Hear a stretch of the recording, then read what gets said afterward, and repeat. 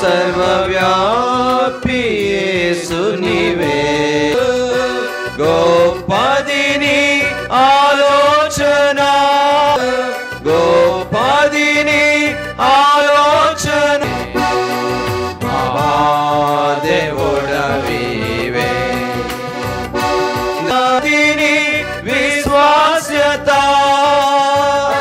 మమ్ము కాపాగించితివి, మమ్ము ఆనందింపజేసితివి, మహాదేవుడవివే, మహాదేవుడవివే,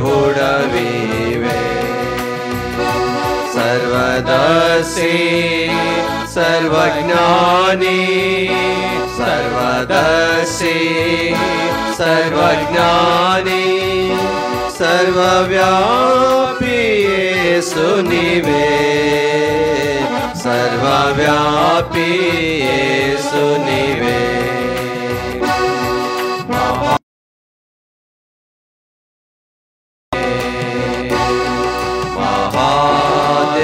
మహాదేవుడవివే. కూర్చోనండి.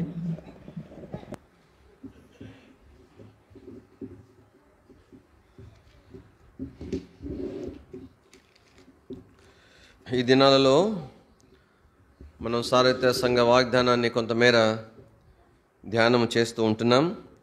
దాంట్లో భాగముగా మొదటి సమూయేలు గ్రంథం 30వ అధ్యాయము 19వ వచనం. మొదటి సమూయేలు 30వ అధ్యాయం 19వ వచనం అందరము కలిసి చదువుకుందామండి. కుమారులేమి కుమార్తెలేమి దోపుడు సొమ్మేమి వారు ఎత్తుకుపోయిన దానంతటిలో కొద్దిదేమి గొప్పదేమి ఏదియో తక్కువ కాకుండా దావీదు సమస్తము.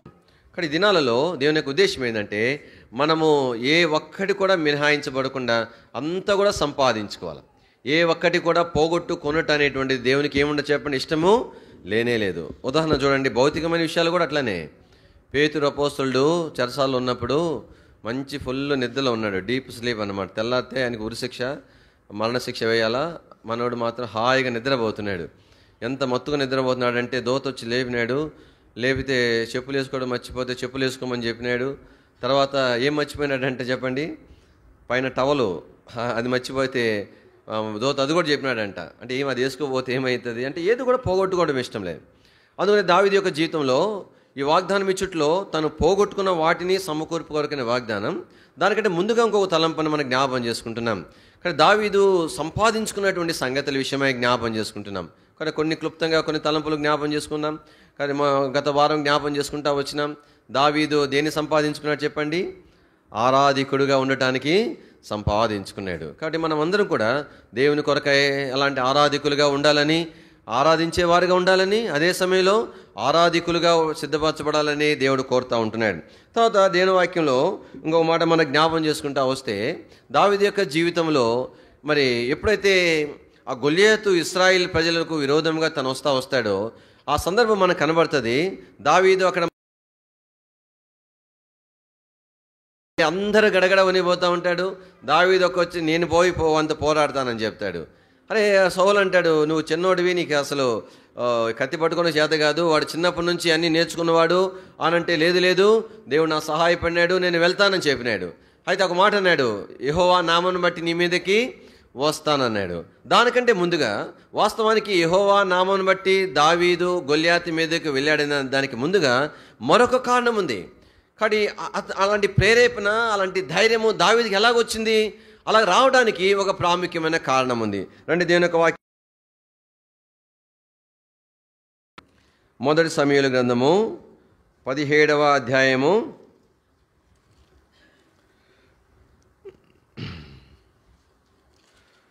26వ వచనం. దావీదు జీవము గల దేవుని సైన్యములను తిరస్కరించుటకు. కాబట్టి ఇక్కడ ఈ యొక్క గొల్యాతు మరి ఎవరిని తిరస్కరిస్తున్నాడు అని అంటే కేవలం సైన్యం విషయమే ఆ మాట చెప్పలేదు. గొల్లియాతు ఒక మాట చెప్పాడు. ఏమని చెప్పాడు చూడండి. 8వ వచనంలో, అతడు నిలిచి ఇశ్రాయేలు దండును పిలిచి, యుద్ధ పంక్తులు తీర్చుటకై మీరెందుకు బయలుదేరి వచ్చితిరి? అంటే సైన్యం కూడా అవసరం లేదు నాయన, వాడు సైనికుడు అవసరంలే, సైనికుడు కాంతి కూడా అవసరంలే. మరి ఏం చేయాలంట?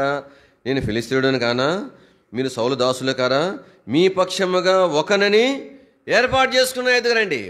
ఎవడైనా పర్వాలే, ఎనీవన్, వాడు సైనికుడు కావచ్చు, డాక్టర్ కావచ్చు, లేదంటే ఇంజనీర్ కావచ్చు, చదువుకున్నవాడు కావచ్చు, చదువులేనివాడు కావచ్చు, ఎవరైనా ఏర్పాటు చేసుకోండి అని అంటున్నాడు అనమాట. అయితే దావీదు ఏమంటున్నాడు? జీవము గల దేవుని సైన్యము అంటే ఎవరి విషయం మాట చెప్తున్నాడు? దేవుని ప్రజలందరి విషయమే చెప్తుంటున్నాడు. దావీదు యొక్క జీవితంలో ఏమి నేర్చుకున్నాడంటే, ఏమి సంపాదించుకున్నాడంటే, దేవుని ప్రజలను ఎలాగ దృష్టితో చూడాలో అనేది దావీదును అభ్యాసం చేసుకున్నాడు. దావీదుకు రోషం ఏంటంటే దేవుని ప్రజలను తిరస్కరిస్తున్నాడు అనేది దావీదుకు రోషం. ఏం తిరస్కరిస్తే ఏం పోయిందండి? వారు అవిశ్వాసం కాదా? ఇంతమంది సైనికులు ఉన్నారు, ఎవరు కూడా ముందుకు రాకపోవడానికి కాబట్టి వాళ్ళంతా పిరికివారు కదా, దేవుని పక్షం రోషం వహించిన వారు కదా, వాళ్ళు అన్ని రకాల వాళ్ళు ఉన్నారు కదా దేవుని ప్రజలంటే. వారందరినీ కలిపి చూస్తూ ఉంటున్నాడు. వారందరూ ఎవరంటే,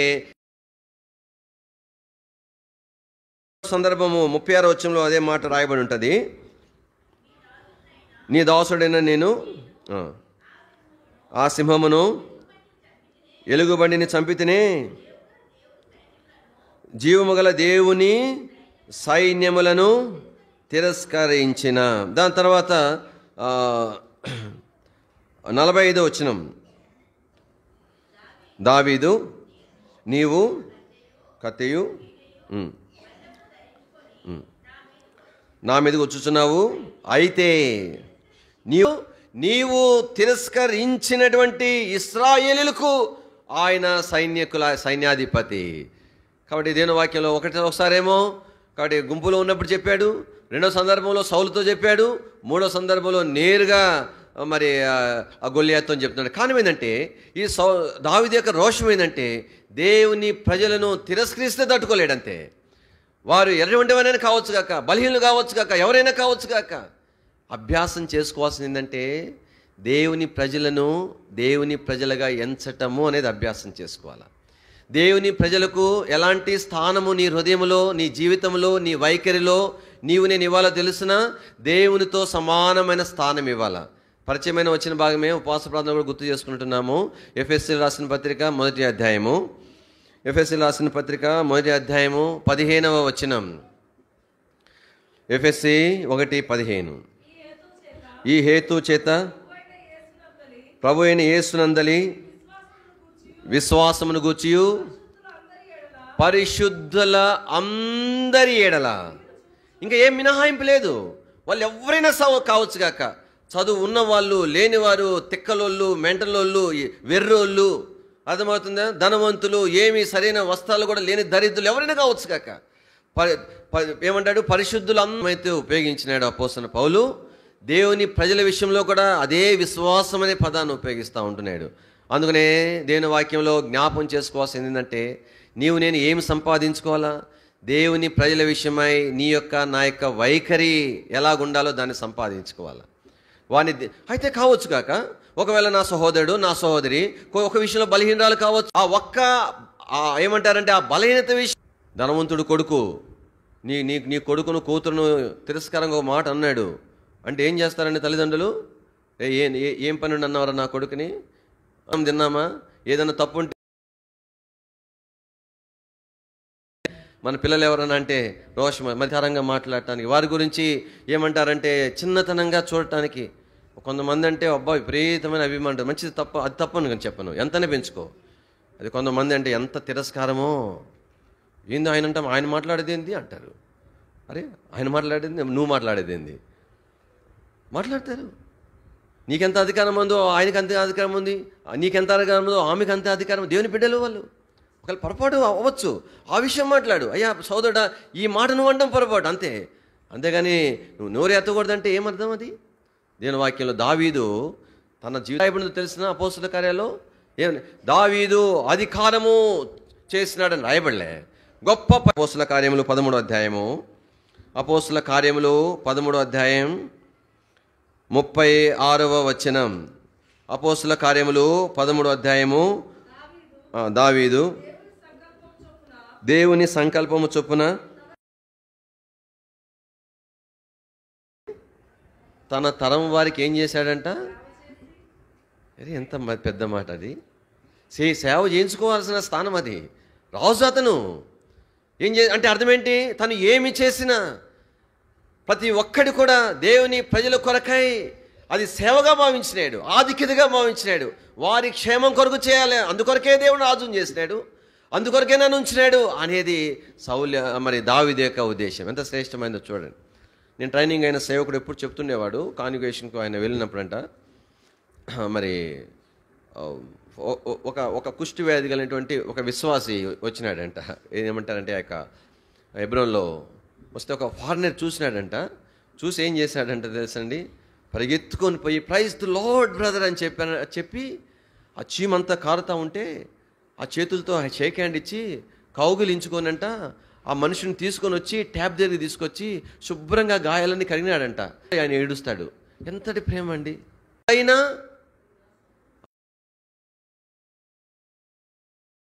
డాష్లో ప్రత్యక్షమైనాడు. ఎప్పుడు ప్రత్యక్షమైనాడు?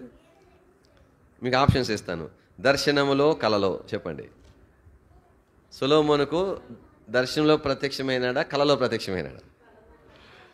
కరెక్ట్, కలలో. అందుకని ఎప్పుడు కూడా నాకంటే వాక్యం మీకు ఎక్కువ తెలుసు అని భావిస్తుంటాను అనమాట. Very good. కానీ కలలో దర్శనానికి కలగే ఏంటి వ్యత్యాసం ఏంటి? పేతురు అపోస్తలుడు ఏమంటారంటే ఆ తిన్నని అనబడే వీధిలో ఏమంటారు చర్మకారుడైన సీమోన్ ఇంట్లో ఉన్నాడు కదా, మిద్ది మీద ప్రార్థన చేస్తున్నాడు. అప్పుడేం చూసినాడు? దర్శనం. దర్శనం అంటే అర్థం ఏంటి? పూర్తి కాన్షియస్లో ఉన్నప్పుడు. నిద్రపోయేటప్పుడు మన కళలో మనం ఏం చేస్తాం? మన కంట్రోల్లో ఉండదు అది.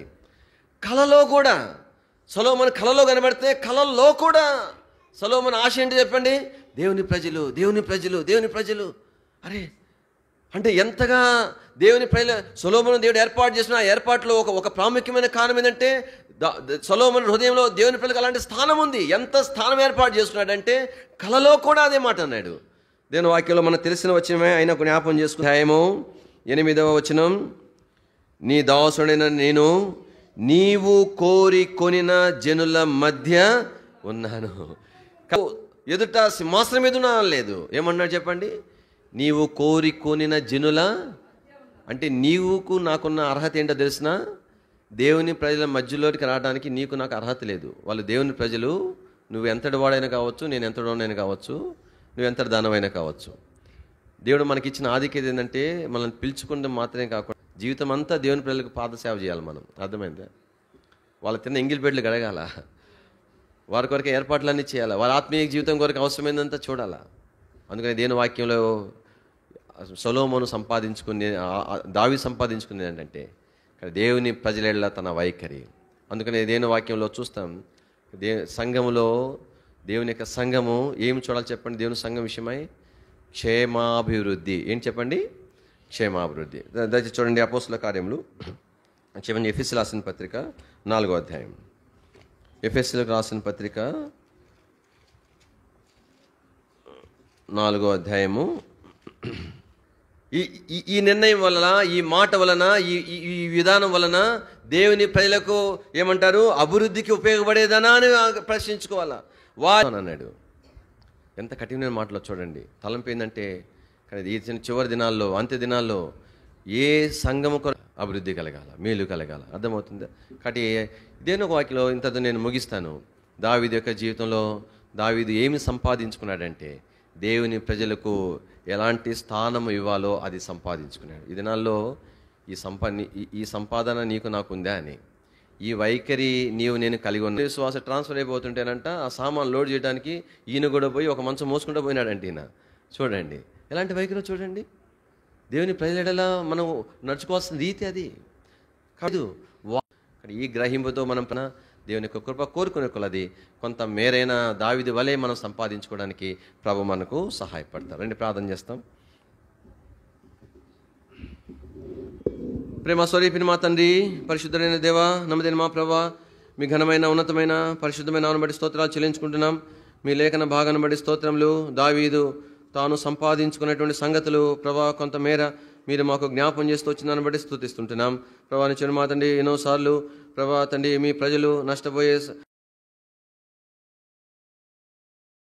ఈ విధానం వలన, ఈ మాటల వలన, ఈ వైఖరి వలన వారిలో ప్రభా కలవరాలు ఏర్పడితేనే ఎరిగి ఉండి కూడా ఎన్నో పర్యాయాలు గ్రహింపులేక ప్రభా బుద్ధిహీనులమై ప్రభా మీ ప్రజలకు క్షేమమునకు బదులుగా ప్రభా నష్టమును క్షామమును ప్రభా తండ్రి వారు నష్టపోటుకు కారుకులుగా మేము ఎన్నో సందర్భాల్లో చేయబడిన సందర్భాలు లేకపోలేదు.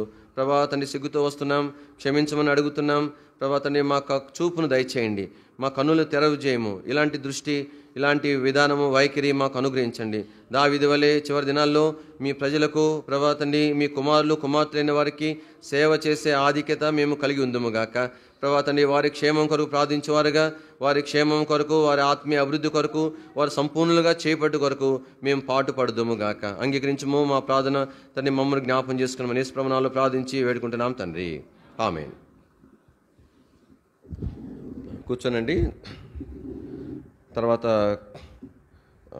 కొన్ని ప్రకటనలు వినండి. ఈరోజు ఏ కూడిక ఉండదు. ఒక 2-3 వారాల నుంచి మేము ప్రయాణం వెళ్ళాలనుకుంటున్నాం. చాలా క్యాలిక్యులేషన్స్ ఉంటాయి మేము ప్రయాణం వెళ్ళాలంటే. ఎందుకంటే 1-4 పనులు పెట్టుకుపోవాలని, ఒకటి మాటికి తిరగాలంటే వేలు పెట్టుకొని పోవాలా, టైం అంతా వేస్టు. 2 పరిచర్య పోగొట్టుకుంటాం, కుటుంబ బాధ్యతలు, ఇవన్నీ అందువల్ల ఎన్నో ఉంటాయి. సరే సిస్టర్ మరి హెల్త్ కొరకై మేము ఈరోజు మధ్యాహ్నం సాయంకాలం ట్రైన్కి బయలుదేరి వెళ్తున్నాము. ఇక్కడ మా ప్రయాణం కొరకు ప్రార్థన చేయండి. తర్వాత యూత్ మీటింగు, సువార్త అయితే ఈ దినము ఉండదు. దాని తర్వాత మరి కానీ ఓపికగా ఉండండి. మరి అక్క సాక్షిని పంచుకున్న తర్వాత మీ అందరు కూడా ప్రేమ అయింది అనేది ఇక్కడ ఏర్పాటు చేయబడింది. దాని తర్వాత యథారీతిగా సోమవారం గొలుసు ప్రార్థన ఉంటుంది. ఇప్పుడు ఆ లిస్టు నేను చదవలేను, కానీ అయితే మీకు ఎంత విచిత్రంగా ఉంటుందంటే, బైబిల్ లోకాసు ఎంతమందికి దేవుడు 5 రొట్టెలు 2 చేపలు ఎంతమందికి పంచినాడు చెప్పండి? 5,000 మంది. సంఖ్య అంటే స్త్రీలు లేరనే పంక్తులుగా లైన్లో కూర్చోబెట్టాలంట. ఎలా కూర్చోబెట్టాలా? తర్వాత డాష్ లైన్కి ఎంత 4 లైన్లు. అంటే కిజాక వీళ్ళకి అలవాటు కూర్చుంటారు. రబీ కాకులు మీరు కూర్చోండి, మీ విషయం కాదు. మిగతా పెద్దవాళ్ళు 4 లైన్లు యవనస్తులు విడిచిపెట్టి మీరు వెనకాల కూర్చోండి. ఒక లైన్ కూర్చోవాలి 4. ఆ లైన్ అయిన తర్వాతనే నెక్స్ట్ లైన్ అనమాట. ఆ లైన్ అయిన తర్వాత ఏమంటారు, ముందు విశాల కూర్చుంటే మందిరం నిండుగా ఉన్నట్టు ఉంటుంది. జరిపించి కూర్చున్నారు అనుకోండి సగం కొన్ని ఇప్పటిదాకా ఉన్నా. ఇప్పుడు ఏంటంటే ఏమనుకున్నా పర్వాలేదు, అన్నతో కూడా అదే అన్న, పావు మంది వచ్చినా పర్లే అనుకున్న పర్లన్నా లైన్ మనం నిలబెడదామని. తర్వాత ఒకవేళ అలవాటుగా మనం నిలబడము, ఇక్కడ అన్నోళ్ళు అలవాటుగా మిమ్మల్ని సరి చేస్తారు. అప్పుడు వాళ్ళు సహకరించి లైన్లో కూర్చోడానికి ప్రయత్నం చేద్దాం. అది ఒక మంచి అభ్యాసము. ఈ పాట పాడుకుందాం. ఆ సమయంలో ప్రభు పిల్లలు వారి కళకు సమర్పించిన తర్వాత ఒక 5 నిమిషాలు గృహాల్లో కూడా గుర్తుపెట్టుకోండి, దేవుడు ఎన్నో మేలులు చేస్తున్నాడు. స్తుతి కొడుకు పెట్టుకోనండి, సువార్త కొడుకు పెట్టుకోనండి. అర్థమవుతుందా? కాబట్టి మీ ఇళ్ళల్లో పెట్టుకున్నప్పుడు మాత్రం పెద్ద పెద్ద భోజనాలు పెట్టొద్దు. స్వీటు లేదంటే చిన్న భోజనాలు పెట్టుకోండి. లేదు మందిరంలో పెట్టాలంటే అప్పుడు అక్కల్లో ఎదురే కాబట్టి సరే అక్క ఇక్కడ ఏర్పాటు చేస్తున్నారు, కానీ అట్లా చేసినారు. వాళ్ళ ఇంట్లో స్తుతి కొడుకు పెట్టుకొని స్వీట్ ఆట ఇచ్చి మందిరంలో అందరికి భోజనాలు అట్లా పెట్టించాను తరలి. అయితే స్తుతి కొడుక సువార్త కొడుకులు సంవత్సరానికి 2 సార్లు అయినా నీ ఇంట్లో కూడికి జరగాల. నీ ఇంటిని ఆధారం చేసుకుని చుట్టుపక్కల వాళ్ళకి సువార్త వెళ్ళాలా. నీ బంధువులందరినీ పిలుచుకునే ఆ సందర్భం ఉండాలా. నిర్మూలు అది లేదు. చాలా బాగా అది అభ్యాసం చేసుకునండి. ఇంకోసారి అట్లా చేయొద్దండి. కొంచెం చెప్పుకోలేని సమస్యలు అయితే అన్న చెప్పుకోలేని లేనని చెప్పండి, పర్వాలేదు. చెప్పుకోగలిగింది అడగాల, సేవకులకి చెప్పాలా. చెప్తే సేవకులు ఏం చేస్తారు, మీకోసం ప్రార్థన చేస్తారు, అవసరం బట్టి దర్శిస్తారు, సంఘంలో సంఘ ప్రార్థనలో ఉపవాస ప్రార్థనలో ప్రార్థన చేపిస్తారు. కాబట్టి ఆ అలవాటుకి అసలు ఏ సంఘంలో నేను చూడలేదు ఇట్లా లేకపోవటం అనేది. కానీ అట్లా మేము నిందించాలని అనుకోవద్దు, బాధపడిన పర్వాలా, ఇప్పటి నుంచి అలవాటు చేసుకుంటారని చెప్తున్నాను నేను. కానీ అది జ్ఞాపకం పెట్టుకొని ప్రార్థన సహాయం కోరాలా. పరీక్షలు ఉంటాయి, 10th క్లాస్ పరీక్షలు రాస్తూనే ఉంటారు. ప్రార్థన చేయించుకుని మీ పిల్లలకి అలవాటు చేయండి, మందిరం వచ్చి ప్రార్థన చేయించుకునేది. ఇది బాగాలేకపోతే మందిరానికి వెళ్ళి ప్రార్థన చేసుకోమని చెప్పండి. అట్లా అభ్యాసం చేసుకోవాలా, మంచి అలవాటు అది. ఆ అలవాటు లేకపోవడం మంచిది కాదు, అది జ్ఞాపకం పెట్టుకోనండి. మనం లేచిన పాట పాడుకుంటాము. అదే పాట చేర్చబడిన పాటలో 3వ చరణం నుండి పాడతాము. మరి ప్రభు పిల్లలు వారి కళను సమర్పించిన తర్వాత చిన్న సాక్ష్యము, ఆ తర్వాత ప్రేమ విందు ఉంటుంది. లేచిన పాడుకుందామండి. చేర్చబడిన పాటలో మొదటి పాట. రండి పెద్ద.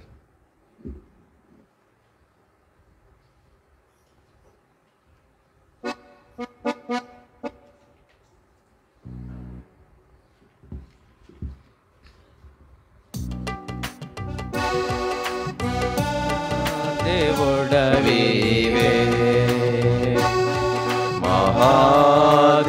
మహాదేవుడవీవే సర్వవ్యాపి సర్వజ్ఞాని సర్వదర్శి సర్వజ్ఞాని సర్వవ్యాపి యేసు నీవే సర్వవ్యాపి యేసు నీవే మహాదేవుడవీవే మహాదేవుడవీవే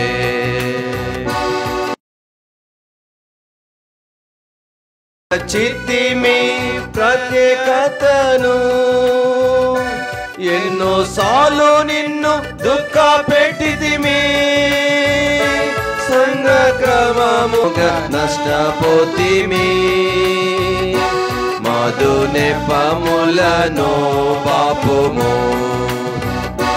మమ్ము క్షమించి సరిచేయుము విడచితిమి ప్రత్యేకతను ఎన్నోసార్లు నిన్ను దుఃఖ పెట్టితిమి సంగక్రమమును లెక్క చేయక ఆత్మీయముగా నష్టపోతిమి మధు నెపములను పాపుము మమ్ము క్షమించి సరిచేయుము మహాదేవుడవీవే మహాదేవుడవీవే రానున్న దినములలో స్థిరముగా నుండ దయచూపుము నన్ను నీకే అర్పించుకొందుం నీదు మాటకు లోబడేదా నేడే నాతో మాట్లాడుము రానున్న దినములలో దేవుడవీవే మహాదేవుడవీవే మహామహిమతో వచ్చెదవు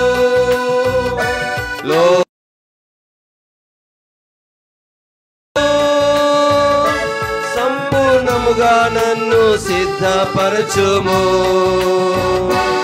ఇతరులను సిద్ధపరచేదా నిన్నే బహుమానముగా పొందేదా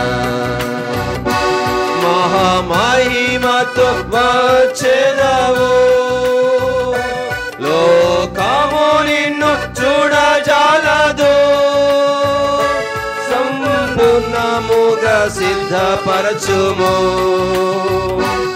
ఇతరులను సిద్ధపరచు నిన్నే బహుమానముగా పొందేదా మహాదేవుడవీవే మహాదేవుడవీవే సర్వదర్శి సర్వజ్ఞాని సర్వదర్శి సర్వజ్ఞాని సర్వవ్యాపి యేసు నీవే సర్వవ్యాపి యేసు నీవే మహాదేవుడవీవే మహాదేవుడవీవే కూర్చోనండి అక్క సాక్ష్యం పంచుకుంటారు లైవ్ తీసేసేమ్మా